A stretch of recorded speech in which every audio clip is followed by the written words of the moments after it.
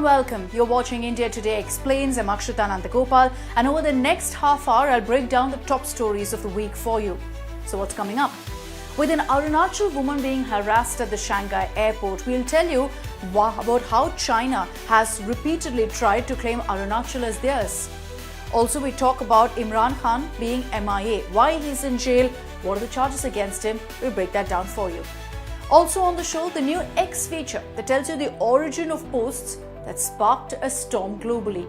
And finally, this week we celebrated Constitution Day, and so I'll give you a very interesting anecdote on how the Constitution also refers to our beautiful heritage.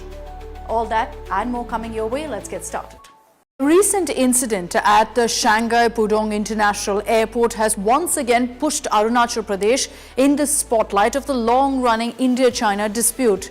Fema Wangchom Tongdok, an Indian citizen based in the UK, was travelling from London to Japan on 21st November when her 3-hour layover turned into a distressing episode. Tongdok says immigration officers at Shanghai airport refused to recognize her Indian passport, calling it invalid solely because it listed Arunachal Pradesh as her birthplace. The immigration officer came to single me out of the queue while I was queuing up for the security check-in, and basically took my passport from me, from my possession, and said, when I did continue to ask, what is the issue? I have a connecting flight. Why are you singling me out and taking me out of the queue? She went on to say Arunachal is not part of India, that it's part of China, and that my Indian passport was an invalid document for travel. Reacting strongly to this, India hit back, reiterating our firm position, saying, and I quote, Arunachal Pradesh is an integral and inalienable part of India, and this is a self-evident fact. India has since lodged a formal diplomatic protest in both Beijing and New Delhi. Arunachal Pradesh is an integral and inalienable part of India, and this is a fact which is self-evident. No amount of denial by the Chinese side is going to change this indisputable reality. On the other hand, Chinese Foreign Ministry spokesperson Mao Ning stated that officials at the airport had acted in accordance with Chinese laws and insisted no wrongdoing had occurred, maintaining that Arunachal Pradesh is a part of China. First of all, Zangnan is Chinese territory, and China has never recognized the so-called Arunachal Pradesh illegally established by India. As for the individual case you mentioned, according to my understanding, during the handling of the process, China's border inspection authorities have always performed inspection procedures in accordance with laws and regulations, enforced the law impartially and civilly, fully protected legitimate rights and interests of persons involved. There was no so-called detention, harassment, or other situations. The airline also provided the person with food and rest. So what exactly is this dispute all about? Arunachal Pradesh, the largest of India's northeastern seven sisters, as they are called, has a history stretching back thousands of years with evidence of Neolithic settlements. Its location on the frontier led to periodic interactions with Tibet and Bhutan, and later the British administration. Now, during the colonial era, it was known as the Northeast Frontier Agency, a name it retained until it became a full-fledged Indian state in 1987. China disputes this evolution. China claims that large parts of the region historically fell under Tibetan influence, a territory Beijing considers its own after taking control of Tibet in the mid-20th century. This underpins China's recurring references to Arunachal Pradesh as South Tibet or Zangnan. Now, although China asserts claims over the entire state, which everyone has disputed and made clear is not the case considering it's part of India, experts note that it's particularly Tawang, which is in northwestern Arunachal Pradesh, that's central to Beijing's interest. Why? Well, Tawang hosts the second largest monastery of Tibetan Buddhism outside of Lhasa. Established in 1680 to 81 at the directive of the 5th Dalai Lama, the monastery has deep spiritual and historical ties to Tibetan Buddhism. Ties that China cites as evidence of past Tibetan administrative influence. The 6th Dalai Lama, Sangyang Gyatso, was born near Tawang, and when the current Dalai Lama escaped Tibet in 1959 amid China's crackdown, he entered India through Tawang, staying briefly at that monastery as well. And also at the core of the conflict lies the McMahon Line. drawn in 1914 during the Shimla Convention between British India, Tibet and China. Although a Chinese representative attended, he refused to accept the boundary agreement, arguing that Tibet lacked the sovereign authority to negotiate. India, inheriting British-era administrative boundaries, recognizes the McMahon Line as a legitimate international border. China rejects the entire Shimla Convention, unsurprisingly claiming the line improperly carved away Tibetan territory. Running from eastern Bhutan to the China-Myanmar border, the McMahon Line places the territory south of it, including Arunachal Pradesh, within India. China insists this area was historically Tibetan. India has made it clear that we reject this. Now, as a part of its attempt to create this narrative, China has repeatedly released lists of renamed places in Arunachal Pradesh. In 2017, they put 6 standardized Chinese names. In 2021, 15 more names where they covered mountains, rivers, residential areas. In 2023, another list featuring 11 names. Then in 2024, there was a 4th set, this time with 30 renamed locations. All of this India's categorically dismissed, calling them unfounded, calling these renaming exercises meaningless. Arunachal Pradesh sits on the eastern edge of the Himalayas, offering India crucial strategic vantage points along the contested frontier. This terrain enables India to position air defense systems effectively against potential threats. Its geography also allows India to deploy advanced missile systems relatively close to major Chinese military bases in Tibet. Now, beyond military considerations, there's another aspect here. Experts have highlighted how China's hardening stance on Arunachal of late may be linked to its desire to secure Aksai Chin as well, territory that China again has been fighting over. New Delhi has repeatedly refused to concede this.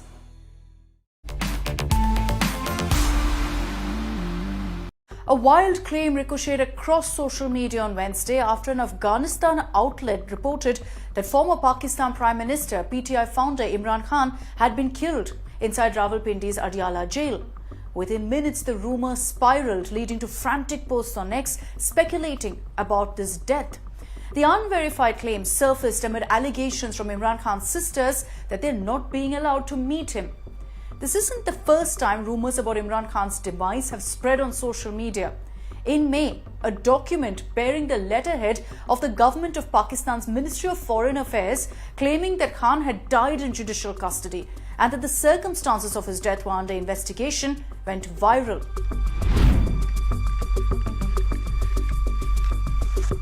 In July, Imran Khan asked his party members to hold the Pakistan Army Chief General Asim Munir accountable if anything happened to him in jail after complaining of harsh treatment during incarceration. Now, what exactly happened? The rupture between Imran Khan and Field Marshal Asim Munir has long been one of Pakistan's most consequential power feuds. In 2019, just 8 months into his tenure as head of the powerful ISI, Munir was abruptly removed by Prime Minister Imran Khan, a move that shocked Pakistan's military and political establishment. Rumours soon spread that Munir had presented Imran Khan with evidence implicating Bushra Bibi, Imran Khan's wife, in alleged corruption and interference in state affairs. Imran Khan denied the accusation and cast the episode as a personal vendetta, claiming Munir was pursuing a vindictive campaign against his wife. His dismissal, however, set in motion a quiet power struggle that would eventually reshape Pakistan's future. The clash only intensified after Munir became army chief. Imran Khan began publicly describing him as the most oppressive dictator in Pakistan's history, accusing him of orchestrating a political crackdown, torturing him and his wife in custody, and seeking an illegitimate extension of military rule. Imran Khan was removed from power in a no-confidence vote in Parliament in April 2022 and subsequently faced a whopping 188 cases, including charges of corruption, terrorism, inciting violence during deadly protests that saw his supporters attack government and military property across the country.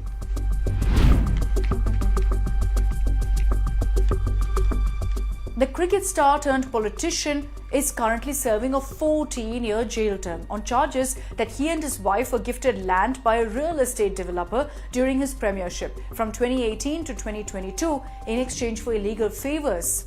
He was first arrested in May 2023 in this case, accused of receiving land worth up to 7 billion rupees as a bribe through a trust created in 2018. His party maintains the land was donated for charitable purposes. Then there's the Toshakhana case. Imran and his wife Bushra Bibi were handed a 14-year sentence in the Toshakhana or state treasury case. The sentence was later suspended by a high court. The duo were charged with selling state-held gifts worth more than 140 million rupees, which Khan had received during his 2018 to 2022 premiership. The gifts included diamond jewelry and 7 watches, 6 of them Rolexes. The most expensive, valued at 85 million rupees.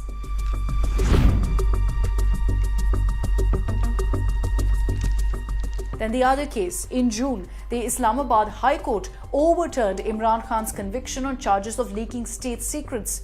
He had previously been sentenced to 10 years in prison for making public a classified cable sent to Islamabad by Pakistan's ambassador in Washington in 2022 in what is commonly known as the Cipher case. Khan has said the cable was evidence of a conspiracy by Pakistan's military and the US government to topple his government in 2022 after he visited Moscow just before Russia's invasion of Ukraine. Washington and Pakistan's military deny the accusation. Imran Khan's supporters, however, have reasons to worry given Pakistan's troubling history with its prime ministers. The rollout of a new feature by Elon Musk's X, which reveals an account's location, has stirred controversy. In India, this feature has exposed that several politically active accounts, particularly those critical of the government, are based outside the country. So what are these features and why has it stirred political controversy? X's head of product, Nikita Baer, launched the new feature for user profiles that displays information about the account, including its location, how many times the account has changed its username, the account's original joining date, and how the user downloaded the X app. This feature was introduced to reduce inauthentic engagement on the platform, where bots often impersonate humans, a problem that could become more difficult to address in the age of AI.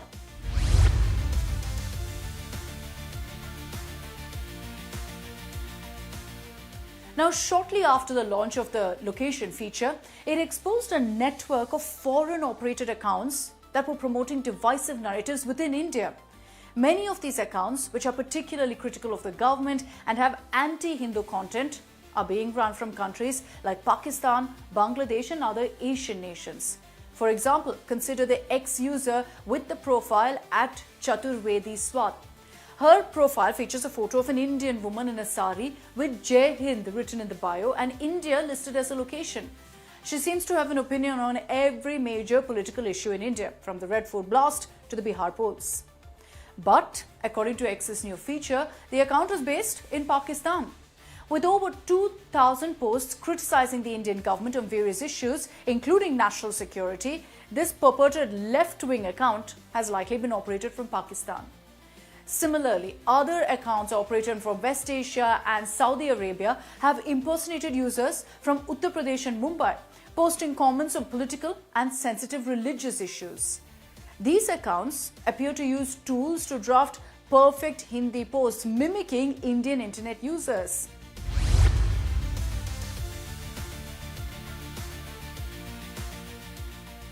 But it's not just in India. X's location features also triggered controversy in the United States.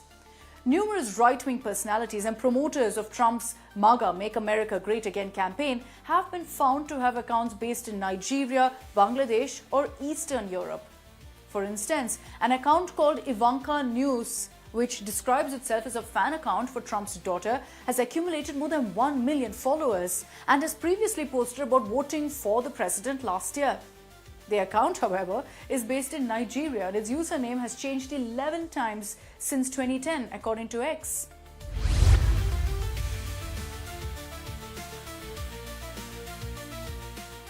But there's another aspect here. X's new feature has certain technical limitations. Users who frequently use VPN services to hide their identity may show incorrect country and region data in Access database. This issue may also arise from the use of proxies by service providers. A notable glitch was observed with the BJP Gujarat handle, which was initially shown to be based in Ireland before the error was corrected.